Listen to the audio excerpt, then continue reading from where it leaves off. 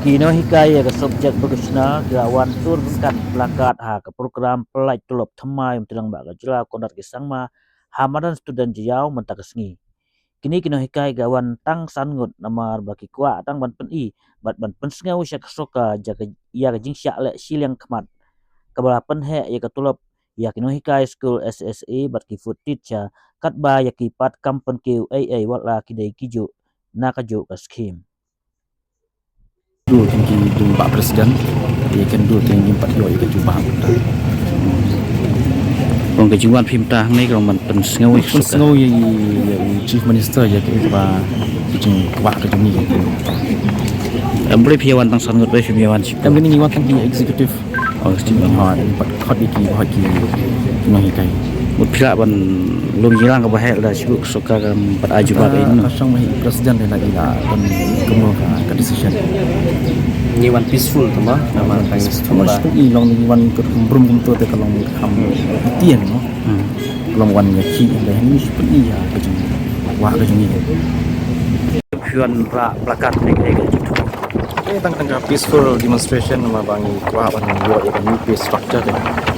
Bagi ayo kayak SSA lah dia ni lah tentai kan tentu yang katakan new pay structure. Contoh. Yang kita kan harus pangut kena hikai. Mais bangun. Mais pak. Wegi jelah. Apa ka mega yang kan. Oh iya. Kini hikai kami school secondary higher Ni sini. kain duk secondary duk main berat. Vocational hikai kami Aja ka jongka health education itu mungkin kena kelaban jet di vocational subject kan kelaban ni electronics kelaban ni between wellness agriculture. Kerang ban pen nyarap iki kena ban mereka hand and skills kan. Kata kemudian kalau ban nyarap iki dalam ya career joki kan. Mi tang balong ka theory le ka pun practical kan. Pun iki kena lah SEM ba ka pun pakai enrollment malu aja katanya kelas tang kan ni. Kita kalang yai teng bikin ni. Magi kena kam apia ya ka board exam ya kan ni. De kaya rap sibun gi kena kayo kam jam kan. Angin seperti kayak bagi day banda. Katanya sih. Kan juga ada Ivan Subscription, ada Presiden jangka Meghalaya Vocational Teachers Union. Sudah track.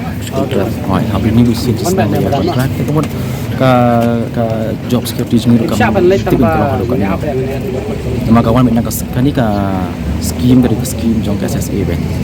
Mulong kini ka mesti ikut tu belang kata ka scheme. Kini hikai SSA ka yo.